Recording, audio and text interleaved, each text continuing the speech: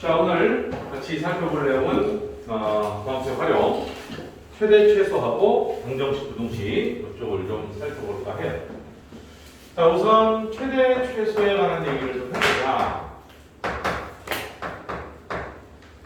최대 최소, 얘는 우리가 연속함수 파트에서 fx가 닫힌 구간 AB에서 연속이면 그 구간 안에서 최대값과 최소값을 반드시 갖는다라는 게 최대 최소의 정리거든요. 근데 지금 우리가 다루는 함수는 미분 가능 함수, 노골적으로 3차와 4차를 주로 다루는 거니까 3차, 4차는 다음 함수고 모든 x에서 연속 함수인 거죠. 미분 가능 함수, 그럼 당연히 연속이 되니까 당연히 최대 최소가 존재할 것이다. 물론 범위를 열린 구간으로 범위를 주게 되면 또 상황이 좀 달라질 수는 있겠지만 문제에 따라서 그것대로 하자고. 그러니까 우리한테 어떤 범위를 주든지 아니면 모든 x에서 따지든지 최대값 또는 최소값 구하세요라고 할 때 우리는 어떻게 해야 될까? 일단 그래프를 그려서 그 값도 구해보고 계산할 거 다 계산해서 비교하면 된다. 무슨 얘기인 거 하니? y fx가 하나 있는데 구간 A에서 B까지 이렇게 한번 정의를 해볼게. 그리고 그 녀석의 그래프가 만약에 이렇게 됐다고 한번 해보자. 문제에 따라 다르니까 가정을 하자. 그래서 fx가 만약에 이런 그래프가 있었다라고 하자. 그러면서 a가 여기가 b라고 한번 해보면 이 범위 안에서 이 a하고 b라는 정역 안에서 그려지는 그래프는 이런 모양이겠지. 그죠? 이런 모양인데 이 범위 안에 극대와 극소가 들어있습니다. 쌤, 반드시 범위 안에 극대와 극소가 다 들어있나요? 아니지. 범위를 어떻게 주느냐에 따라서 달라지는 거니까. 극대와 극소가 들어있을 수도 있고 없을 수도 있겠지 뭐. 무슨 말이냐면 이렇게 극대 극소가 있지만 야 여기서부터 여기까지만 생각할래? 라고 한다면 당연히 이 증가하는 이 그래프만 그려지는 거야. 누가 봐도 얘가 max이 여기 미니가 되겠지. 최대, 최소가 된다는 거야. 맞죠? 근데 이제 이럴 수도 있지만 그러니까 문제를 정확하게 보고 뭐 이렇게 미분해서 그래프 대충 그려서 범위 안에서 다 체크해야 되는 것이 우리가 해야 할 일이겠죠. 그럼 여기를 알파라고 할까? 여기를 베타라고 할까? 닫힌 구간이니까 요 값도 포함되고 요 값도 포함되는 거지. 그럼 이제 최대값은 뭘까요? 하면 이제 앞으로 라지로 하고 max, 맥시멈, 제일 큰 것 구간의 끝값 fa하고 극값을 하고 오른쪽 끝값 fb하고 이거 다 비교해봐 하라 이 말이야. 지금 그림상으로는 얘보다 높게 보이지만 실제로 그림이라는 걸 정교하게 그려놓은 문제를 푸는 게 아니기 때문에 함수값으로 정확하게 표시를 해서 더 큰 돈을 잡아내야 된다 말이야. 그 다음에 최소값 스몰 m, 미니멈, min 이렇게 해놓고 이것들 중에서 가장 큰 놈이 최대값이고 가장 작은 놈이 최소값이야 라고 하면 충분히 풀 수 있다. 그러니 최대 최소라고 해서 새로운 내용이 등장했느냐? 아니죠.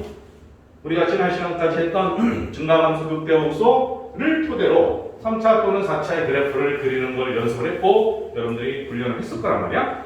그치? 그러면 최대 최소에 대한 어떤 값을 구하세요라고 할 때는 그 식을 미분해서 개형을 구하고 극대 극소를 파악한 뒤에 구간 안에 들어있다 없다 구분해서 구간 안에 들어있는 그 값들이랑 구간 끝값이랑 싹 다 비교해서 가장 큰 놈이 최대고 가장 작은 놈이 최소다라는 거예요. 알았죠? 그러니까 이제 막 개념을 배우거나 할 때는 이런 거 이렇게 해나 보다 하면서 이제 연습을 하겠지. 우리가 이따가 예제를 풀 때도 보면 예제 문제를 풀 텐데 또 어느 정도 몇 개 풀다 보면 이게 뻔하기 때문에 우리한테 등장되는 문제는 응용 문제를 줄 거라고. 도형을 동반시켜서 네가 이 도형의 조건에 맞게끔 식을 너희들이 다 세워서 이렇게 미분해서 최대 최소를 구하는 그런 문제가 기하적으로 적용돼서 문제를 내봅니다. 그리고 이따 예제를 통해서 살펴볼 수 있도록 합시다. 자, 그 다음 방정식에 관한 얘기를 좀 해보자.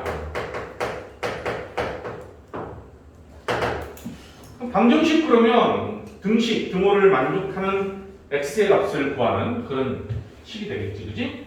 그런데 우리는 지금 우리가 할 일이 방정식의 실근을 구하는 게 우리 문제가 아니야. 근을 구하려고 지금 배운 게 아니라고.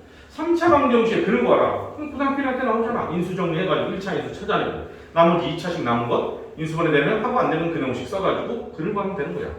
알았지? 근데 지금 우리한테는 방정식의 근을 구하라는 게 아니라 방정식의 실근의 개수에 관한 질문을 할 거다 이 말이야. 실근이 2개였으면 좋겠어, 3개였으면 좋겠어, 등등등등. 그렇죠? 그러면 방정식의 실근의 개수를 물어봤을 때 이 근을 구해서 봤더니 몇 개네요? 되지 않는다는 거지. 오케이? 물론 아주 심플한 놈은 인수분해가 돼가지고 근이 딱딱딱 나올 수도 있지만 이제 일반적으로는 그렇게 안 된다. 매번 내가 실근이 눈에 보이는 문제만 나온 게 아니다 이런 소리야. 자, 실근의 개수는 그래프의 교점의 개수가 되죠. 그래서 방정식의 실근의 개수는 함수 그래프를 그려서 그래프의 교점 개수를 해석한다. 실근이 곧 교점이다 라는 관점으로 해석한다는 거죠. 오케이? 이 교점이라는 것은 x축과의 교점일 수도 있고, 그럼 x절편이고 두 그래프의 교점일 수도 있는 거예요. 근데 이제 역시 총 망간해서 어쨌든 교점이 바로 실근이다라는 관점으로 해석을 해요. 다시 말하여 3차 방정식은 4차 방정식은 실근의 개수를 구하라 몇 개가 되게 해라 라는 주문을 만나면 이렇게 교점의 개수를 확인한다는 거. 이것도 이제 문제 안에서 우리가 해석하면 되긴 되는데 나름대로 3차 방정식의 실근 개수 문제를 나름 정형화시켜서 얘기하는 게 있으니까 그걸 좀 설명할게요. 그렇다고 내가 문제 풀 때 이와 같은 방향성만 가지고 무조건 고지고대로 푸는 게 아니라 그래프를 실제로 자유롭게 그려가면서 생각하면서 문제를 풀 거니까 문제는 문제대로 살펴보고 이런 내용은 이런 자체로 써줄게요. 하자. 첫째, 자 3차 함수의 그래프가 x축과 서로 다른 3개의 교점을 갖는다. 이거는 3차 방정식이 서로 다른 세 실근을 갖는다. 이런 얘기야. 그지? 그럼 내가 서로 다른 세 실근이라고 쓰지 않아도 눈으로 봐도 1, 2, 3가 눈에 보인단 말이야. 그지? 자 그러면 얘는 어떻게 하느냐. 얘는 실근의 개수가 몇 개인지 확인해라 라는 질문을 할 수도 있지만 실제로 질문은 실근의 개수가 3개였으면 좋겠어. 그러기 위한 조건이 뭐지? 이런 식으로 우리한테 질문을 할 거란 말이야. 그렇기 때문에 얘는 극대값과 극소값이 서로 반대모다라는 수를 할 수 있겠지. 그러니까 극대값이 양수고 극소값이 음수인데 3차는 극대 하나 있으면 극대 하나 극소 하나밖에 없으니까 극소가 양수면서 극대가 음수일 수는 없단 말이야. 그래서 얘는 그냥 극대값 곱하기 극소값이 음수예요 라는 얘기를 하면 3차 방식이 서로 다른 3개의 실근을 갖는다라고 할 수 있다는 거예요. 알았지? 두 번째. 자, 실근 하나, 중근 하나 가질 때가 있어. 실근은 뚫고 가는 거고 중근은 접하는 거야. 이게 중근이잖아. 자, 이럴 수도 있고, 이럴 수도 있고, 아니면 이럴 수도 있겠지. 나는 지금 현재 최고창 매수를 양수로 픽스해놓고 보는 거야. 이게 중근이고, 여기 실근 하나야. 그러니까 얘는 실근 하나, 중근 하나지. 써줄까? 실근 하나, 중근 하나. 얘는 서로 다른 세 실근 이렇게 써줄게. 그럼 이번에는 극대값은 양수인데 극소가 0이네? 아니야. 극대가 0이고 극소가 음수네? 뭐 이럴 수도 있고 or 이럴 수도 있으니까 이런 경우를 싹 다 포함해서 나타낼 수가 있어야 되므로 누가 0이 될 수 있는지는 문제에 따라서 그때 적용을 하면 된다. 그래서 극대값을 극소값이랑 곱했더니 너는 0이야? 라는 논리를 써주면 됩니다. 설마 쌤 극대값과 극소값을 곱해서 0인데 둘 다 0일 수도 있잖아요 라고 하는 말을 하는 아이는 없겠지. 극대와 극소가 둘 다 0일 수는 없단 말이야. 오케이. 그러니까 이 논리를 바로 적용해도 충분하다. 자, 세 번째는 실근 하나와 허근 둘이라고 할까? 실근 하나, 허근 둘. 얘는 그래프로 보면 한 놈은 뚫고 나가고 한 놈은 떠 있는 거야. 또 이럴 수도 있겠지. 미리 땅 밑에서 잠수하고 있다가 하나를 뚫고 나오는 거. 실근 하나, 허분 둘이지. 얘 같은 경우는 극대와 극소가 둘 다 양수이거나 아니면 둘 다 음수인 거야. 서로 같은 부호니까 곱하면 뭐가 되겠니? 양수가 되겠지. 따라서 이 경우에는 극대값 곱하기 극소값이 곱해서 양수야. 이런 식으로 논리를 치면 되겠다. 자, 그런데 아까도 말했듯이 3차 방정식이라는 것의 실근의 개수를 흡사 이거랑 같은 거야. 2차 방정식이 서로 다른 두 실근, 중근, 허근 갖는다는 것을 판별식이라는 걸 가지고 얘기를 하는 것처럼 3차 방정식의 실근의 개수를 나름대로 정형화시켜 놓은 건 이런 논리를 가지고 얘기를 하지만, 오케이?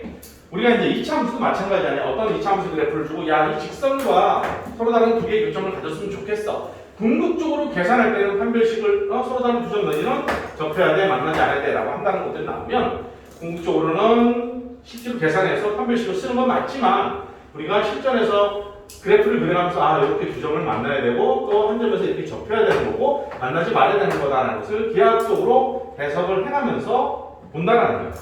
그런 것처럼 3차도 이론적으로는 이렇게 얘기를 하지만 실제로 어떤 문제를 맞닥뜨렸을 때 이거는 그냥 대충 쓰는 예야. x제곱 마이너스 3x제곱 플러스 2x 마이너스 a 이꼴 제로가 내가 서로 다른 제식을 가졌으면 좋겠어.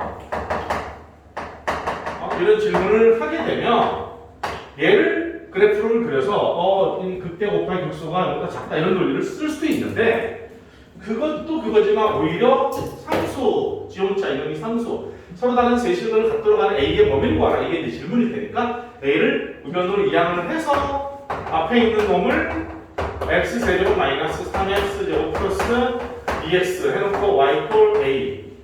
그러면 이제 이놈의 그 그래프를 대충 그리란 말이야. 대충 그려보면 뭐 이런 방향이 되겠지. 그럼 리본에서 그리란 말이야. 나는 이 문제를 지금 대략적으로 이런 방향으로 푼다라는 거야. 그리고 나서 얘가 이제 나는 fx라고 한다면 a라는 놈이 극대값 있고 극소값 있었다냐? 그치? 그럼 y 꼴 a는 상수함수니까 이 y 꼴 a라는 놈을 짝대기를 오르락 내리락 해가면서 한 개에서 만났네? 와우 접했네? 이 세 점에서 만났네? 접했네? 한 점에서 만났네? 라고 해가면서 실근의 개수를 a의 값의 범위에 따라서 그때그때 눈으로 정확하게 해석을 해서 풀 수 있다는 거예요. 알겠죠? 그러니까 오히려 해석을 하는 어떤 관점은 이쪽을 좀 더 선호한다. 오케이? 하지만 이 문제도 아까 말했던 이 틀 안에서 해결할 수는 있다는 거지. 근데 얘는 3차잖아. 4차 방식은 어떻게 할 거야? 4차도 그러면 뭐 이런 식으로 할 거야? 아니, 이거는 이제 대표적인 어떤 샘플로 보면 되고 3차, 이상, 4차 이런 것들도 실근의 개수에 대한 질문이 나타나면 미정계수, 미지수를 이항한 다음에 나머지 식을 완성해서 상수함수의 짝대기를 거가면서 교점의 개수를 눈으로 확인해서 해석하는 게 훨씬 더 일반적이고 더 대중적이다 이런 말이야. 그렇게 푸는 게 훨씬 낫다. 알겠죠? 꼭 기억해 주시길 바랍니다. 자, 그 다음은 이제 부등식에 관한 얘기를 좀 하고 어제 문제를 좀 보면서 자, 부등식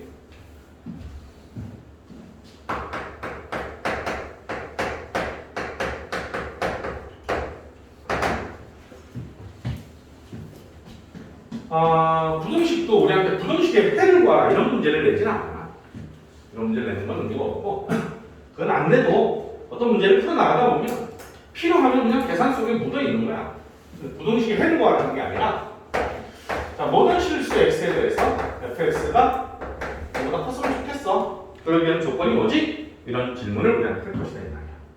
오케이? 그러면 모든 x에 대해서 항상 전부 다 풀려면 오케이. 그래프적으로 보면 이런 모양이 되는 거야. 그래서 x축이 이렇게 떠 있어야 돼. 그럼 이제 우리는 2차 함수를 진도로 본다면 x축이 떠 있으니까 실근을 가지면 안 돼. 판별식이 보다 작아. 이런 논리를 쓰면 되잖아. 그지? 그럼 걔네는 2차라는 놈은 판별식이라는 아주 좋은 게 있기 때문에 그걸로 모든 게 해석이 됐단 말이야. 근데 4차, 3차 이런 건 판별식 가지고 있을 때는 되지 않아. 그러니까 그래프를 내가 절놓고 이런 상황이 돼야 돼 라는 것을 수식화시켜서 적용시켜주면 된다는 거야. 그러면 우리가 봤을 때 요게 극소고 요것도 극소인데 더 작은 게 최소라고 말할 수 있잖아. 제일 작은 거니까. 그지? 최소라고 볼 수 있다는 거야. 따라서 얘는 fx의 최소값이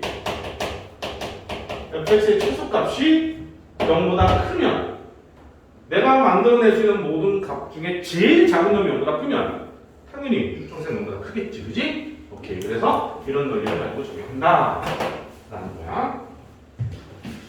자, 지금 내가 이제 1번, 2번, 3번, 4번 이렇게 설명을 할 텐데 아까 방정식도 마찬가지고 최대치수도 마찬가지고 중요한 건 내가 이런 문제를 나올 때 그런가 보지 뭐 이걸로 끝나면 절대 안 되고 과연 그럴 수밖에 없네. 그러네. 진짜 그렇구나라는 각자 너희들마다의 확실하게 인식을 하고 깨달음을 가지면 그때 지식이 되는 거야. 오케이? 그럴 수밖에 없네. 그렇지. 알겠어요. 쌤, 좋았어요. 잘 알겠어요. 해놓고 문제 풀 때 자기가 적용 못해. 의미가 없다는 거야. 스스로 그럴 수밖에 없다는 걸 인식을 해야 돼. 그러려면 그래프를 그려보는 게 최선이야. 알겠죠? 그래프적 계속 능력을 키울 수 있도록 상당히 노력을 해주기를 부탁드립니다. 자, 그 다음에 이제 이런 질문을 던질 수 있다. 그러면 등호 한번 살짝 넣어볼게. 등호 뺐고 얘도 마찬가지다. 등호가 들어갈 수도 있고 얘는 등호 빠지고 들어가고 네 종류가 있을 수 있지. 네 개를 내가 다 써줄 필요는 없잖아. 하나만 대표적으로 얘기를 하면 이 단순하게 공부하는 아이들은 이 하나의 목숨을 걸지. 오케이? 근데 조금 더 포괄적으로 좀 넓이 공부할 아이들은 내가 하나의 예를 든 걸 토대로 복습을 할 때 얘가 없고 얘도 없을 때는 어떻게 될까? 둘 다 들어가면 어떻게 될까?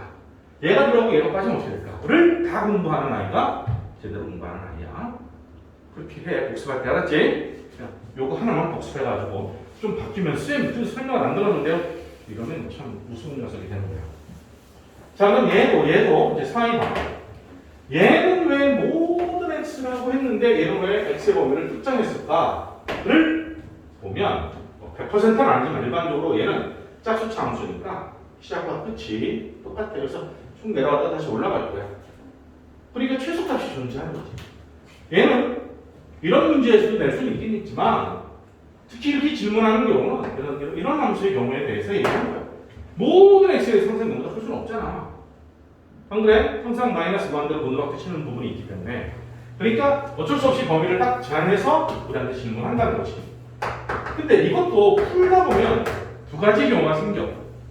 오케이? 두 가지 경우가 생기니까 이런 경우가 될지 저런 경우가 될지는 니들이 문제를 풀면서 캐치가 되는 거야. 풀다 보면 이런 두 가지가 생겨. 자, 여기를 A라고 할게. 여기를 A야. 정의역이 A보다 큰 거야. A보다 큰 거. 이쪽만 정의가 되는 거지. 그런데 3차 함수라고 했을 때 3차 함수의 그래프를 그렸더니 웬일이야? 극대 극소가 정의역 바깥에 벗어나 있어. 그럴 수 있잖아. 그럴 수 있잖아, 문제를. 아니요, 쌤. 이럴 수도 있잖아요. 문제 A라고 하고 이게 정역인데 극대 또는 극소. 중요한 건 극대보다는 극소인데 극소가 범위 안에 들어와 있는 경우가 있을 수 있어요.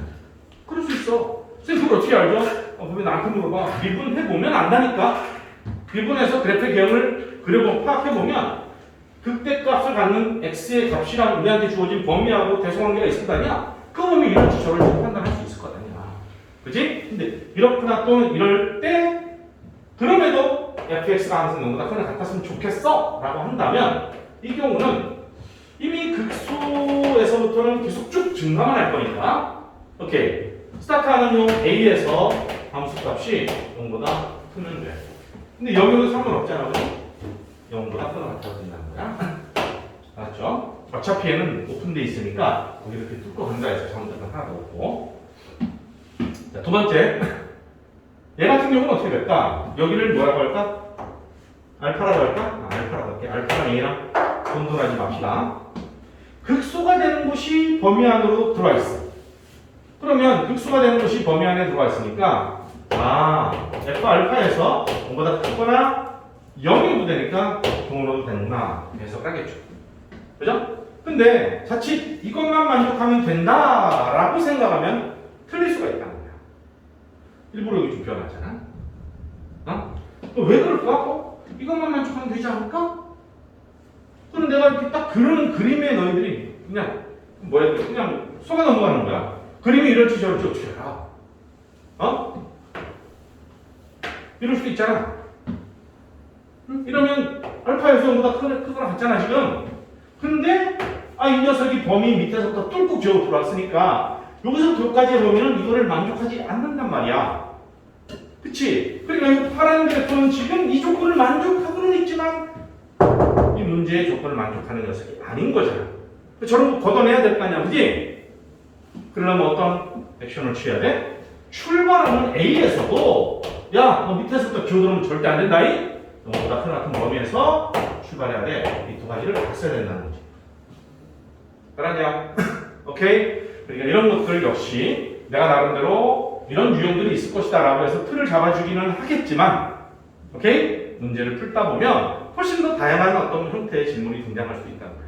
단순한 논리를 가지고 접근하지 말고 생각하고 그려보고 요목조목 따져서 정확한 논리에 부합하도록 풀어줘야 된다는 거 강조합니다. 자, 그 다음 세 번째는 네 번째 같이 써놓고 비교를 좀 해볼게.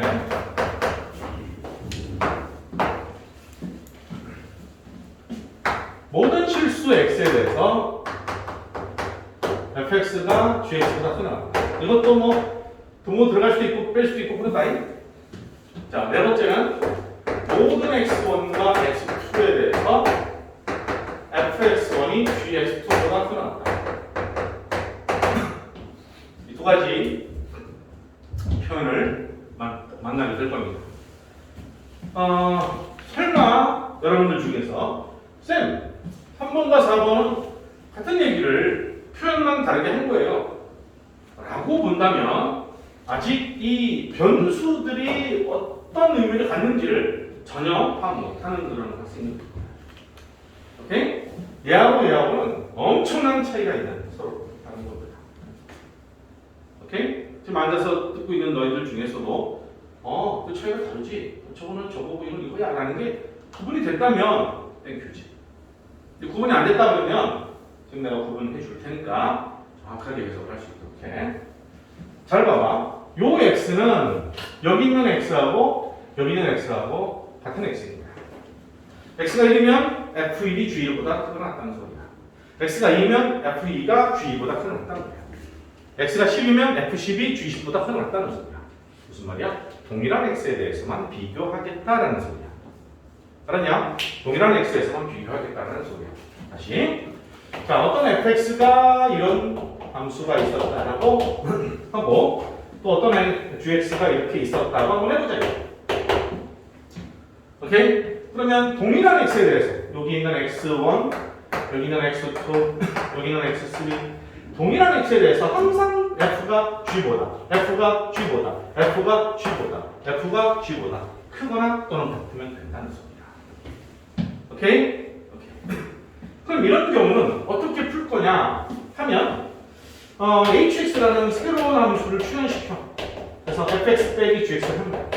그러면 모든 실수 x에 대해서 이보다 크거나 같았으면 좋겠어 라고 하면 되지. 그럼 봐봐. 이거 몇 차야 지금? 4차잖아. 이거 몇 차야? 2차지. 4차에서 2차를 빼면 몇 차야? 여전히 4차지. 4차니까 이거 역시 4차이거든. 차수가 다르면 왕초 차수를 따를 거 아니니, 그지? 오케이? 그러면 이 f에서 hg를 빼게 되면 이게 좁네. 좁으니까 여기다 할게. 이쪽으로 올게. 아마 비슷하게 이런 모양이 되지 않을까? hx가 4차니까, 그지? 그놈이 항상 0보다 큰 맞춰야 돼. 거의 x축에 또 있으면 되네. 이 그림 어디서 봤지? 아까 넘버 1에서 봤잖아. 그지? 넘버 1에서 봤잖아. 아하. 따라서 여기 hx의 최소값이 등호가 들어가도 되니까 0보다 큰 같은데 이런 논리로 해석을 하시면 됩니다. 알겠는가? 오케이? 자, 하지만 이 네 번째 경우는 그렇지 않다고 했어. 왜냐하면 여기는 x1은 f에다가 적용할 거고 여기는 x2는 g에다 적용할 거야. x1도 독립적으로 모든 실수를 가지면서 변하고 x2도 독립적으로 모든 실수를 가지면서 변한다는 거예요. 아까처럼 동일한 x 값에 대해서 너랑 나랑 비교하는 게 아니란 말이지. 오케이? 자, 그래서 이 같은 경우는 아까 같은 4차 함수 하나 fx를 그렸다 치고 똑같은 2차 함수를 그렸다 쳐도 이걸 gx를 이렇게 그려야 된다는 거예요. 즉 여기에 있는 이 녀석, 여기 파란 fx 위에 있는 모든 함수 값이 gx에 있는 모든 함수 값들과 비교해도 항상 내가 너보다 크다라는 거야. 아까 여기서는 요 값 같은 경우는 나는 너랑 비교했을 때, 너랑 했을 때 네가 나보다 크니까 만족을 했잖아. 근데 실제로 여기서 보면은 요 값보다는 요 값이 더 작잖아. 아래 있잖아. 그치? 그런데 얘하고 얘를 비교하진 않았단 말이야. 왜? 여기서는 동일한 x만 비교하라 그랬으니까. 근데 이 문제는 x1이 독립적으로 움직일 때마다 x2도 독립적으로 움직이면서 모든 함수값이 너의 모든 함수값보다 항상 0보다 크게 나타낸다. 이런 논리야. 오케이? 그러니까 이놈은 어떻게 풀어? hx의 fx의 최소값이 gx의 fx의 최소값이 돈 들어갔으니까 돈 들어가고 안 들어가면 빼는데 gx의 가장 큰 최대값보다 커야 돼.